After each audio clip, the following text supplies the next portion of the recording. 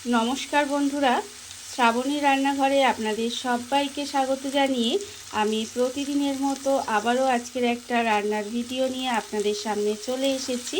আজকের আমি আপনাদের পালং শাক দিয়ে একটা অসাধারণ রেসিপি বানিয়ে দেখাবো।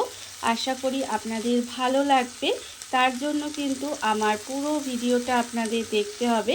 আর দেখা শুরু করার আগে একটা লাইক দেবেন, সুন্দর একটা কমেন্ট করবেন আর শেয়ার করতে ভুলবেন না। তাহলে চলুন আজকের আমি এই পালং শাকের রেসিপিটা কিভাবে বানিয়েছি সেটা আপনারা একবার দেখে নিন। রান্নাটা করার জন্য প্রথমে আমি এখানে দেখুন গ্যাসটা অন করে একটা কড়া বসিয়ে দিয়েছি। এইবার আমি এর মধ্যে দিয়ে দেব প্রথমে সর্ষের তেল। এখানে কিন্তু রান্নাটা আমি সর্ষের তেলেই করব। তার জন্য এখানে কড়াই বেশ কিছুটা সর্ষের তেল দিয়ে দিলাম। দিয়ে তেলটা প্রথমে একটু গরম হতে দেব। তেল কিন্তু প্রথমে খুব ভালোভাবে গরম করে নিতে হবে। আর আমি প্রতিদিনের মতো আপনাদের একটা কথাই বলবো যে প্লিজ আমার ভিডিওটা আপনারা টেনে টেনে দেখবেন না, পুরো ভিডিওটা দেখুন। আশা করি আপনাদের ভালো লাগবে। দেখুন তেল কিন্তু আপনাদের সাথে কথা বলতে বলতে এখানে প্রায় গরম হয়ে গেছে। এইবারে আমি প্রথমে দিয়ে দেব এর মধ্যে বড়ি। এখানে কিন্তু বিউলির ডালের বড়ি আমি বেশ কিছুটা বানিয়ে রেখেছিলাম। সেই বিউলির ডালের বড়িগুলো আমি কিন্তু এর মধ্যে দিয়ে দিলাম। এইবারে বড়িগুলোকে প্রথমে তেলের মধ্যে দিয়ে একটু লাল করে ভেজে নেব। এগুলো কিন্তু খুব ভালোভাবে লাল করে ভেজে নিতে হবে। তবে একটা জিনিস লক্ষ্য করবেন যে বড়িগুলো যেন লাল করে ভাজা হয়ে যায়, অথচ পুড়ে না যায়, সেটা কিন্তু লক্ষ্য করতে হবে। এইভাবে সুন্দর করে বড়িটাকে লাল করে একটু ভেজে নিতে হবে। বড়িটা আমার এখানে লাল করে ভাজা হয়ে গেছে। দেখুন বড়ি কিন্তু এখানে লাল করে ভেজে নিয়েছি। আর এর থেকে কিন্তু বেশি ভাজার দরকার নেই। এইবারে আমি বড়িটাকে আলাদা করে তুলে রেখে দেব। বড়িটা আমি আলাদা করে তুলে রেখে দিয়েছি। এইবারে এই তেলের মধ্যে আমি দিয়ে দেব বেগুন। এখানে কিন্তু বেগুনগুলোকে এইভাবে আমি একটু ছোট ছোট করে একটু টুকরো করে কেটে রেখেছি। আর সেই বেগুনগুলোই কিন্তু আমি এর মধ্যে দিয়ে দিচ্ছি। দেখুন বেগুনগুলো কিন্তু আমি এইভাবে প্রথমে দিয়ে দেব।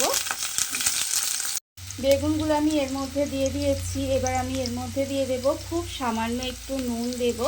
খুব অল্প সামান্য একটু নুন দিলাম। দিয়ে আমি কিন্তু বেগুনগুলোকে লাল করে ভেজে নেব। বেগুনগুলো কিন্তু এইভাবে প্রথমে একটু লাল করে ভেজে নিতে হবে। আর আমার চ্যানেলের নতুন বন্ধু পুরনো বন্ধু সবাইকেই বলছি আমার তরফ থেকে অনেক অনেক ভালোবাসা।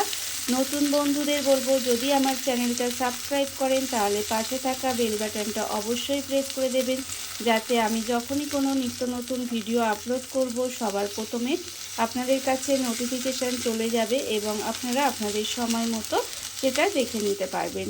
আর পুরনো বন্ধুদের বলবো যে এইভাবে আমার পাশে থাকার জন্য, আমাকে এগিয়ে যেতে সাহায্য করার জন্য আপনাদের অসংখ্য অসংখ্য ধন্যবাদ।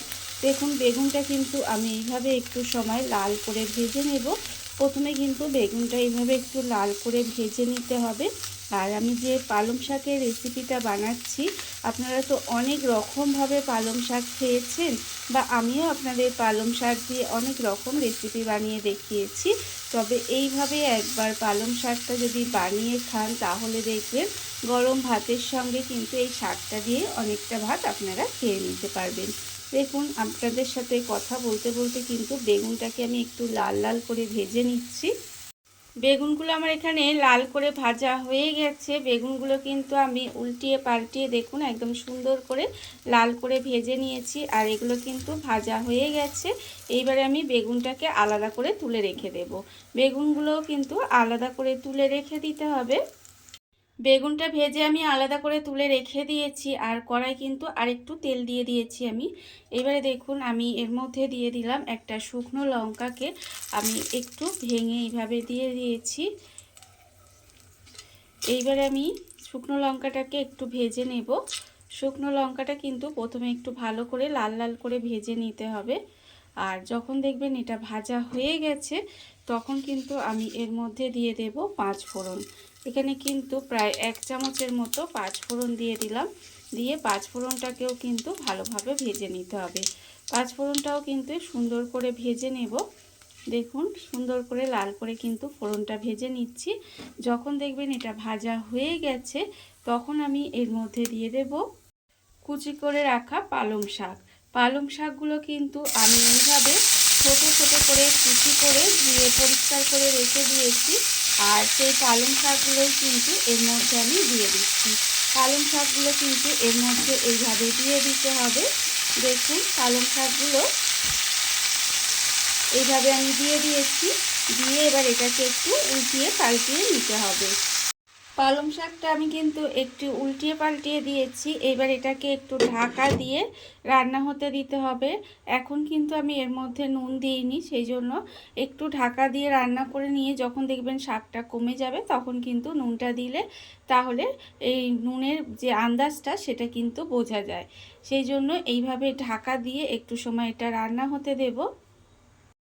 পালং শাকটাকে আমি এইভাবে ঢাকা দিয়ে কিছুক্ষণ কিন্তু রান্না হতে দিয়েছিলাম, আর দেখুন এর ফলে কিন্তু শাকটা এখানে কমে গেছে, কমে গিয়ে কিন্তু জল বেরিয়ে গেছে। দেখুন এটা কিন্তু এইভাবে যখন হয়ে আসবে তখন কিন্তু এর মধ্যে যদি আপনারা নুনটা দেন তাহলে কিন্তু নুনের আন্দাজটা ভুল হবে না, বুঝতে পারবেন। নাহলে শাকটা যখন অনেকটা থাকে তখন বোঝা যায় না। দেখুন এইবারে আমি এর মধ্যে দিয়ে দেব আন্দাজ মতো নুন। এখানে কিন্তু আন্দাজ মতো নুনটা আমি দিয়ে দেব, আর যেহেতু এখানে বেগুনেও নুন দিয়েছি তাই নুনটা কিন্তু বুঝে দিতে হবে। নুন দিয়ে দিলাম, দিয়ে নুনটা দিয়ে এইভাবে একটু নেড়ে চেড়ে নেব।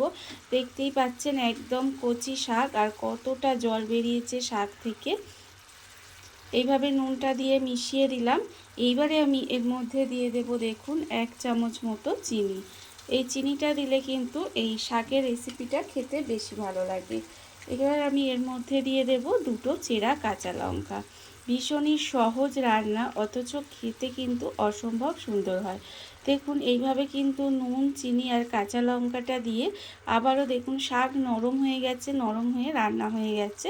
এইবারে আর ঢাকা দেওয়ার দরকার নেই। এই যে জলটা বেরিয়েছে এই জলটা কিন্তু একটু এইভাবে নেড়ে নেড়ে শুকনো শুকনো করে নিতে হবে। আর যখন দেখবেন এইভাবে একটু নেড়ে নেড়ে শুকনো করে নেব তখন কিন্তু আমি এর মধ্যে দিয়ে দেব এই যে ভাজা বেগুনটা।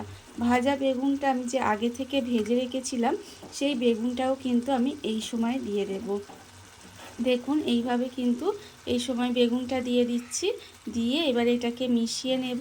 আর এই যে জলো জলো ভাবটা আছে এই জলো জলো ভাবটা কিন্তু শুকনো করে নিতে হবে। শাকটা কিন্তু এইভাবে একটু নেড়ে চেড়ে আমি বেশ কিছুক্ষণ রান্না করে নিয়েছিলাম, আর দেখুন এর যে জলটা বেরিয়েছিল সেই জলটা কিন্তু শুকনো হয়ে গেছে। এইভাবে শুকনো করে নিতে হবে জলটাকে নেড়ে চেড়ে। যেভাবে আমরা শাক ভাজা করি দেখবেন এইভাবেই কিন্তু আস্তে আস্তে জলটা শুকনো হয়ে যাবে আর শাকটাও রান্না হয়ে যাবে। দেখুন এইরকম যখন হয়ে আসবে তখন কিন্তু আমি এর মধ্যে দিয়ে দেব এই যে বড়িটা আমি ভেজে রেখেছিলাম সেই বড়ি ভাজাটা কিন্তু এর মধ্যে দিয়ে দিতে হবে। রান্না হয়ে আসার পরেই বড়ি ভাজাটা দিতে হবে। আর এখানে আমার বড়ির সাইজটা কিন্তু দেখলেই বুঝতেই পাচ্ছেন একদম ছোট্ট ছোট্ট বড়ি, কিন্তু সেই জন্য আমি এরকম গোটাই দিয়ে দিলাম। তবে যদি আপনাদের বড়িগুলো একটু বড় হয় তাহলে কিন্তু একটু ভেঙে বড়িটা গুঁড়িয়ে দেবেন, তবেই কিন্তু খেতে ভালো লাগবে। দেখুন এবার বড়িটা দিয়ে আমি এইভাবে মিশিয়ে দিলাম। মিশিয়ে দিয়ে রান্না কিন্তু আমার এখানে প্রায় হয়ে গেছে। আমি আপনাদের প্রথমেই বলেছি ভীষণই সহজ একটা রান্না, অথচ গরম ভাত দিয়ে প্রথম পাতে কিন্তু খেতে ভীষণ ভালো লাগে। দেখুন আমার কিন্তু বড়িটা দিয়ে এইভাবে মিশিয়ে দিয়েছি। এইবার নামানোর আগে এর মধ্যে দিয়ে দেব ধনেপাতা কুচি। এই ধনেপাতা কুচিটা দিলে যে কি সুন্দর একটা গন্ধ ছাড়ে আর খেতেও ভালো লাগে, আপনারা না বানিয়ে খেলে কিন্তু বুঝতে পারবেন না।